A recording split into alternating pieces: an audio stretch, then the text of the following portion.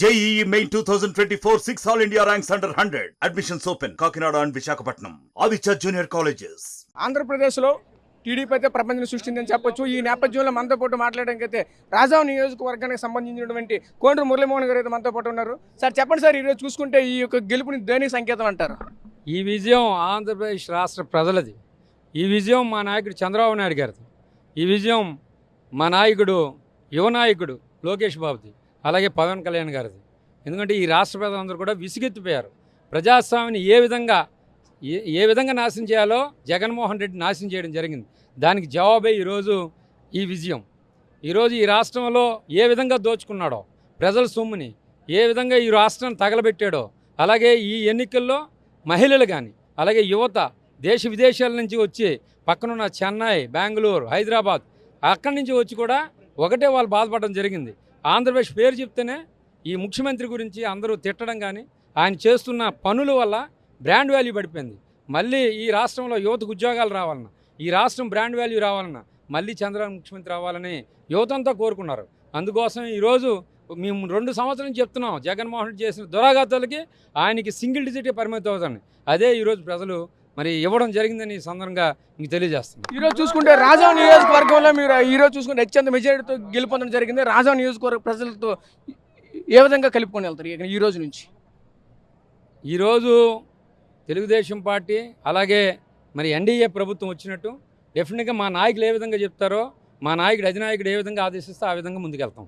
ఈరోజు చూసుకుంటే ప్రధానంగా ఇన్ని భారీ ఎత్తున ఒక ప్రపంచం అనేది మాత్రం ఈరోజు కూటమి అయితే అధికారంలో రావడం జరిగింది. దీని అంతరికి గల కారణం ప్రధానంగా చూసుకుంటే ఒకవైపు అయితే చూసుకుంటే టీడీపీ చేసినటువంటి మంచి పనులు గతంలో చూసుకున్నట్టు దాన్ని బేస్ చేసుకుని ఈరోజు గెలుపొందారా, లేదంటే ఈరోజు చూసుకుంటే వైసీపీ చేసినటువంటి అకృత్యాలకైతే మాత్రం ఇది గుణపాఠం అంటారా? గత ప్రభుత్వంలో చంద్రబాబు నాయుడు గారు పోలవరాన్ని 72% పూర్తి చేయడం జరిగింది. గత ప్రభుత్వంలో మరి రాజధాని కట్టడానికి అన్ని విధాలా కృషి చేయడం జరిగింది.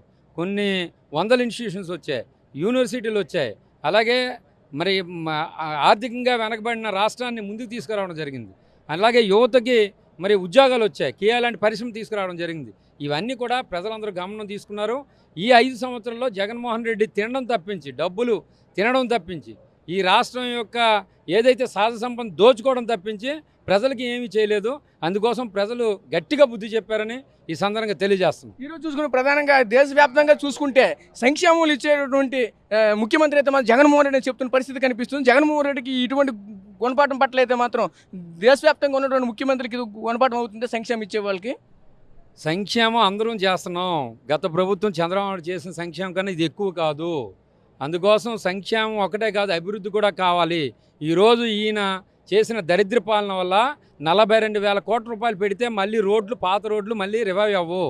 అలాగే నీటిపారుదల సంబంధించి, అలాగే ఈరోజు ఆయన చేసిన దరిద్రం వల్ల ఈరోజు అక్కడే 72% పూర్తయిన పోలవరం ఈరోజు పరిస్థితి ఏంటైంది?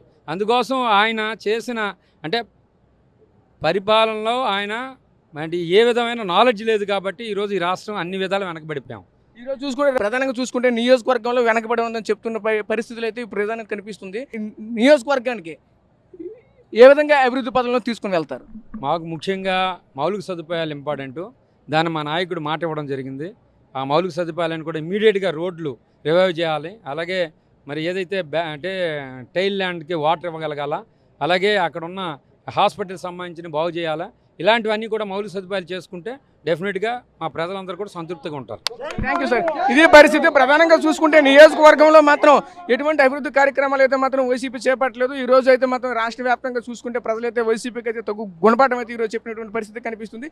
ఇంత భారీ మెజార్టీ మాత్రం ఇచ్చారంటే మాత్రం ఖచ్చితంగా అయితే ప్రజలందరికీ మేమైతే టీడీపీ తరఫున, మహాకూటమి తరఫున అయితే మేమందరూ రుణపడి ఉంటామని చెప్తున్న పరిస్థితి కనిపిస్తుంది. కెమెరా పర్సన్ నాయుడుతో రాజేష్, RTV విజయనగరం నుంచి. మరిన్ని వీడియోస్ కోసం ఛానల్ ని సబ్స్క్రైబ్ చేయండి. లేటెస్ట్ అప్డేట్స్ కోసం వాట్సాప్ ఛానల్ ని ఫాలో చేయండి. అండ్ లింక్ డిస్క్రిప్షన్ లో ఉంది.